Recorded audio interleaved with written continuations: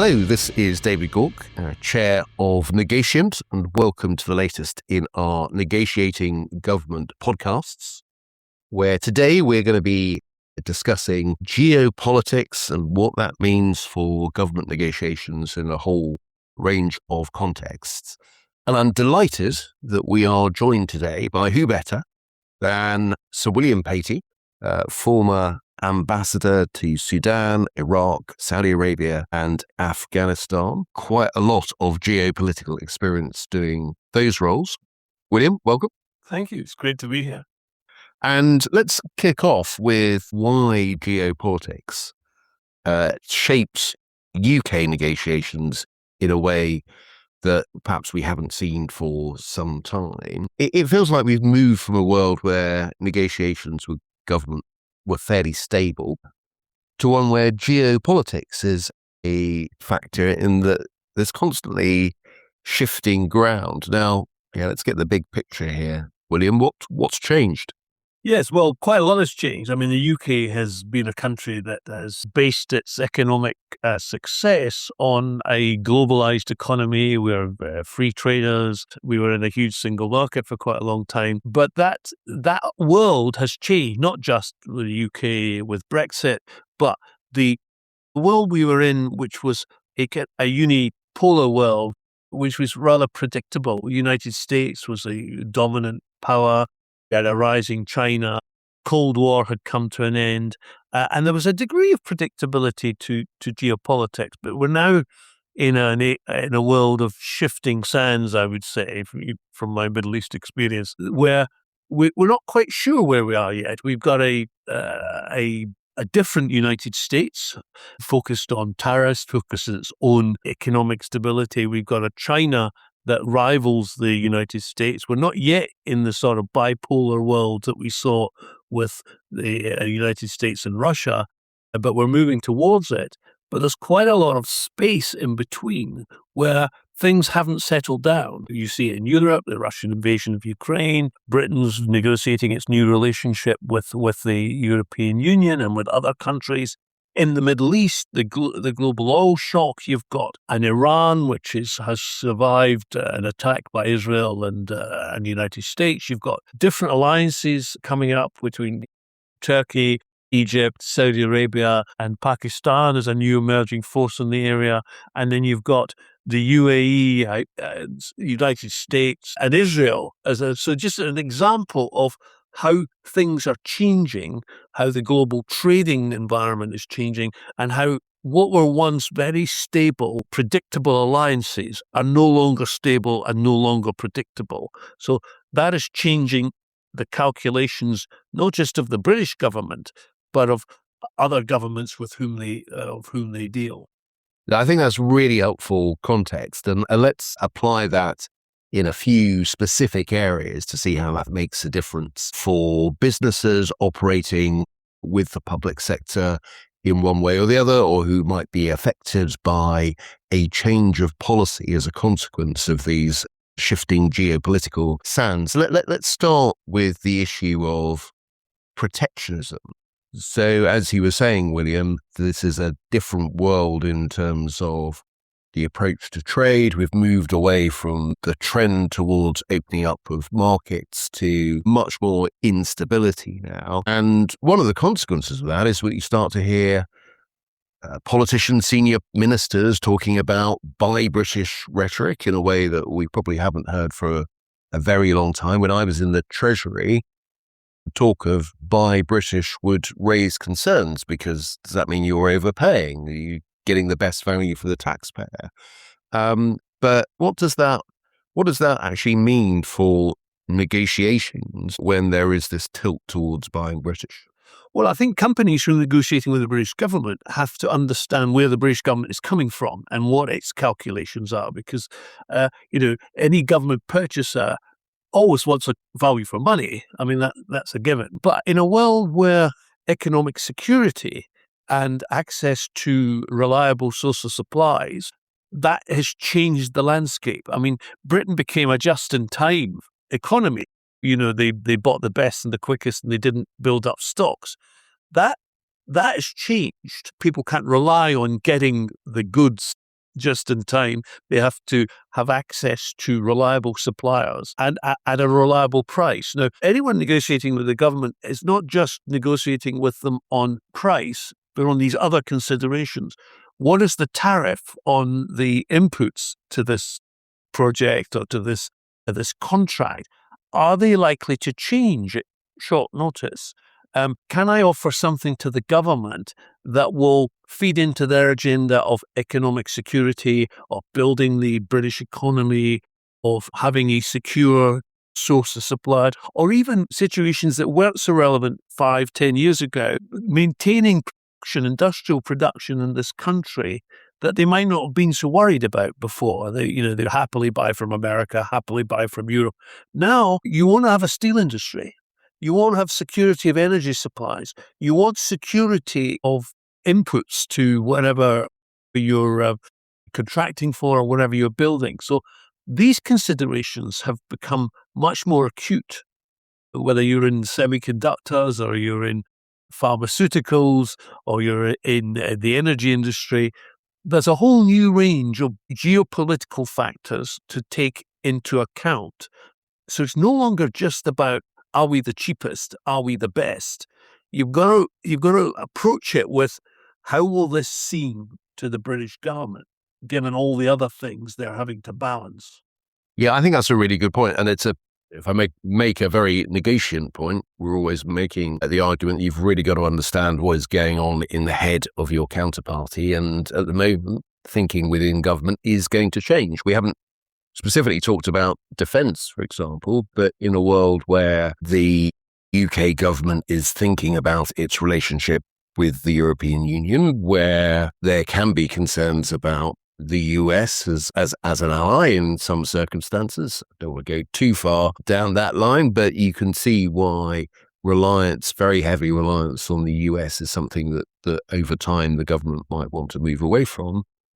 That's got to be a consideration. That's a great example of the defence sector. I was tangentially involved in the sort of defence review that George Robertson brought out, and you expose some of the UK's weaknesses. And what has happened is it's also exposed our over-reliance on the United States. And so any British government going forward spending money on defence will want to, over time, reduce that reliance because and have indigenous capability, because you never quite know what the US. I never thought I'd see this in my lifetime.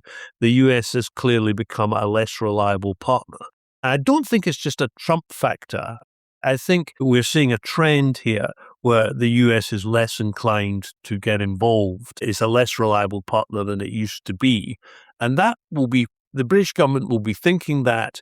They'll also want to have more indigenous capacity or capacity with its European allies. They've anteed up the 1 billion euros necessary to buy into the European defence network. And if Europe is going to reduce its reliance on the United States, it's going to have to be a collective effort. So if you're in the defence sector and you're talking to a British government or even a European government, you have to take that into account. Have you got an offer that plays into that self-reliant, less dependent on the US approach? Because we're not going to be able to get away from dependency on the US even in a decade, but we're going to want to reduce it, and we're going to want to play up our own domestic capacity as a British government, any British government. It doesn't matter if you're talking 5-10 years. This is not just a Labour thing. This will be whoever replaces Labour, if they're replaced the next time.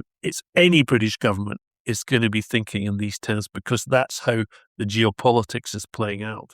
Yeah, so I think the lesson here is that this isn't just a price negotiation. It's more complex than that, and you are playing into a different world and different considerations in play than we've seen in the past. Now, you've described a much more uncertain geopolitical environment. In terms of how government negotiates, we've touched on this a little bit, but how is this changed environment impacting government negotiations more widely? Well, we've yet to see how this will play out. I mean, you mentioned Rachel Reeves earlier. I mean, in the old days, it was clear whichever government department you were was buying. They had the Treasury over their shoulders, basically saying, value for money, it's the cheapest price, don't overspecify. That the Treasury, that hasn't changed. I can say I remember that well. It's the Treasury hasn't changed. But it is indicative that the Chancellor, and you can ascribe all sorts of political reasons behind that. When you get the Chancellor saying, we want you to buy British, she's making 2 points here. One is the British, the survival of this government, the government's ability to meet the various demands on it, will be a factor of how well the economy grows. But not just how well the economy grows, it's the nature of the growth. And what they want is growth in the UK. They want to reverse a bit of the deindustrialization that went on. I won't accuse you too much of that, David. You were in those governments, but the deindustrialization that went on, they want to at least reverse as much of that as we can. And you can see the strategic layout. I mean, if you look at the investment in servers, the investment in energy, these are all indications of the government's future plans. So the government's going to get involved in a lot of areas where they haven't been involved before. And there's quite a lot of, it's a new playing field. And even the Treasury are having to bend with the wind and this particular climate. But it's also clear that they haven't changed overnight. You're still going to have to address the value for money question, but what it will be is you're also going to have to offer the department you're bidding to and to the Treasury, you're going to have to offer them good arguments as to why they should contract you. And if they're paying more, why they're paying more, and give them arguments that they can use with the broader public, with Parliament, with the National Audit Office. The basic foundations haven't changed. But if you're a company negotiating with, you can provide them with the arguments that would justify why they might not buy the cheapest, why they might not buy a foreign supplier, why they should buy British. So it's about kind of giving them the ammunition to make the right decision. This is a world of volatility as well. Is there anything in terms of that? Because it strikes me that we've seen an awful lot of disruptions in recent years, whether we go back to the COVID or Russia's invasion of Ukraine. We're now seeing events in the Middle East, Strait of Hormuz. I guess this geopolitical uncertainty is also one where businesses need to be careful about disruptions to supply chains as well. Yes, and you've got to be ready for that. I think the lesson of the closure of the Straits of Hormuz is, it pushed the price of oil up, but also affected so many other commodities, from helium necessary for semiconductors to fertilizers, and the impact that has on agriculture. The complexities there, uncertainty has increased. I don't think the Iranians 5 to 10 years ago themselves would have thought they could have closed the Straits of Hormuz without much greater consequences than have currently happening. So you've got choke points all over the place in the Malacca Straits, the Bab el-Mandab Straits. So geographically, you've got choke points that could happen every time. You've also got the quest for rare earth minerals, the concentration of semiconductors in the hands of a few countries. That's going to create new demands and new options. Certainly, there's going to be relationships with countries that we haven't had very good relationships with before because they've got rare earth metals, rare earth minerals, and the search for that. We're obviously going to have to remove the dependence on Taiwan for semiconductors, given the Chinese aspirations there. So it's a world of flux, and it's a world in which, Britain won't be in a position to influence much of that, but it will want to take it into account when it's shaping its own economy, when it's shaping its own purchases. And I think one of the areas is energy security. I think, one of the lessons of the Straits of Hormuz is and even the invasion of Ukraine, these are both brought home to us, the importance of energy security. So Britain being able to increase its sustainable energy, wind power, solar, nuclear, on an indigenous basis. That's going to go up the list of priorities. Yeah, I think that's right. And let's come back to that in a moment. But I think there's probably just a couple of takeaways from this volatility point for businesses. I'd be interested if you agree on this, that first of all, you might need to try and protect yourself if you're entering into a contract and you are exposed to some of these vulnerabilities. So try to avoid being locked into something risky, and that might mean structuring deals differently.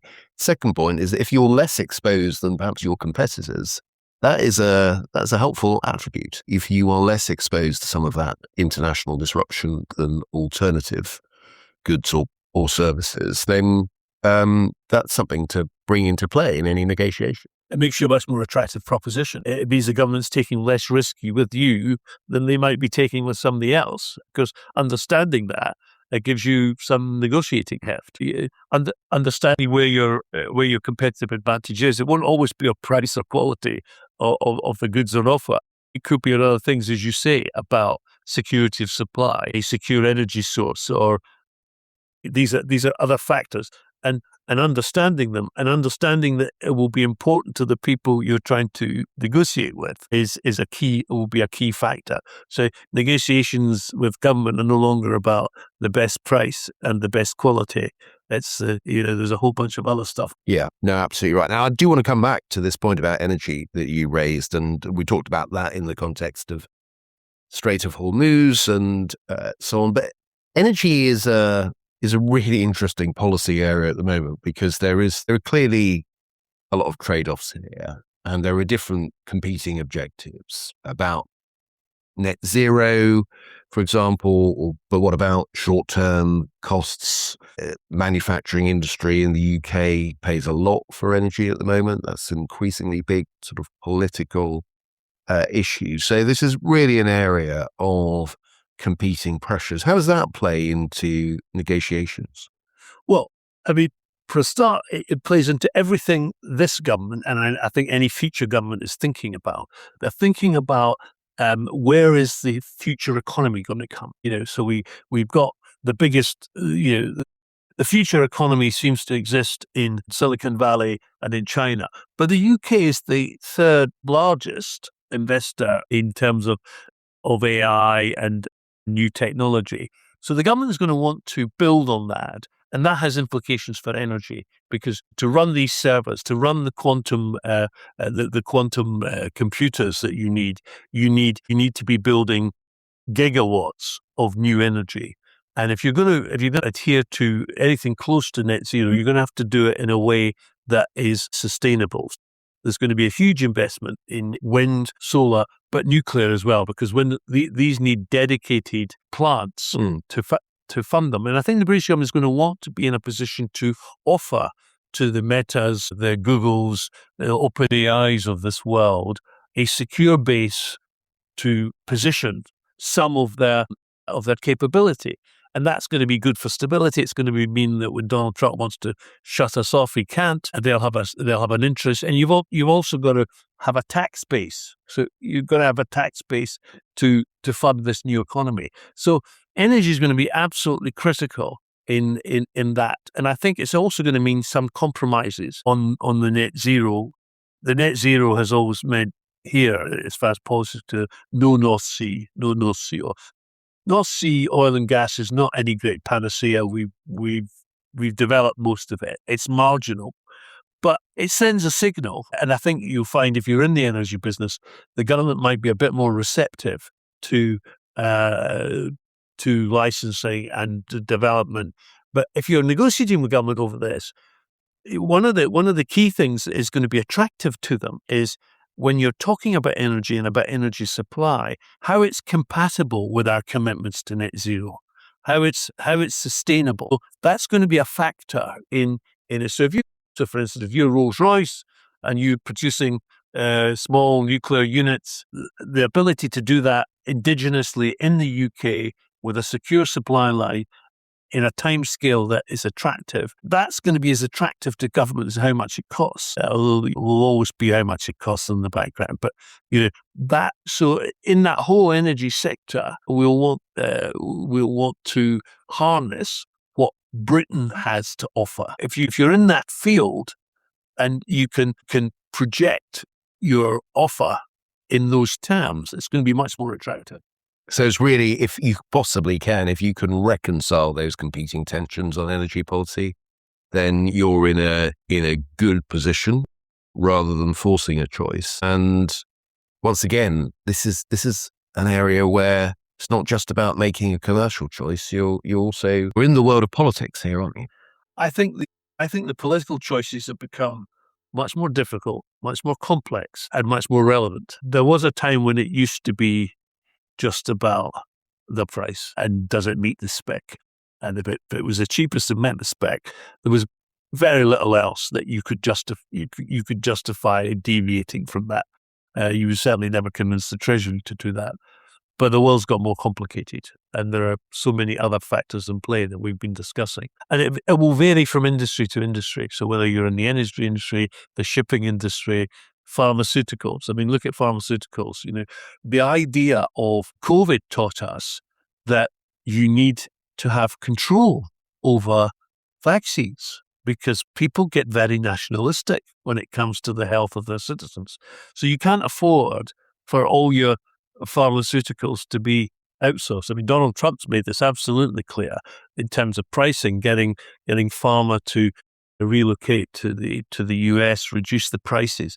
So we have to take that into account. Any British government, European government is going to want to have some control over that. So it almost doesn't matter what field you're in. This new environment will impinge on you on some way or another, and it's important you understand it. Yeah, I mean, just to give another example, which we know something about, which was the bioethanol industry, suddenly in the UK, massively disrupted by the UK-US trade deal. Indeed, something that happened in the last minutes of that negotiation, and suddenly the situation was very different from where it was. So industries that you wouldn't necessarily think were going to be massively affected by these matters suddenly disrupted. So, but let's bring all of this together then, William. If you're a UK-based company about to negotiate with the government today, what do you think you would be doing differently given the geopolitical context? Well, I think the first thing you have to understand is the government pressures and constraints. You put yourself in the position of the person you're trying to sell to and negotiate. What is it that in your field, and this will differ depending on what field you're in, what is it that is impinging on them? What is what's their strategic goals? And what are the influences on that? Is it a trade deal? Is it the supply lines? Is it the threat disruption? So understanding those pressures and constraints on them will be very important for any company, because that will translate into specific implications in different sectors and in different ways. And I suppose what it means for British companies is the government is overwhelmed by problems, offering them solutions, then that's going to be welcome. I mean, it's like, Margaret Thatcher, we used to say, don't bring me problems, bring me solutions. And so if you're a British company and you're bringing a solution to the government, make sure you play it up. Don't hide your light under a bushel. So you play. So it's understanding your customer and what constraints they have. Obviously, you've got to have a good product, a competitive price that meets the spec. But that's the starting point. Understanding the pressures and the constraints on the government will be a new important factor. Yeah, I think that's really helpful. As always in a negotiation, it pays to understand where the other side is coming from, and to some extent to walk in their shoes. But there's a stone in that shoe at the moment in terms of the geopolitical situation, and that is one that anyone negotiating the whole range of sectors is going to have to understand. The pattern is pretty clear that this uncertainty, this volatility is one that businesses have to appreciate and work with, and in some circumstances turn it to their advantage. Sir William Patey, our man in a number of quite exciting places, thank you for bringing your diplomatic and business experience to the table today. And thank you for listening to the latest in our Negotiating with Government podcasts.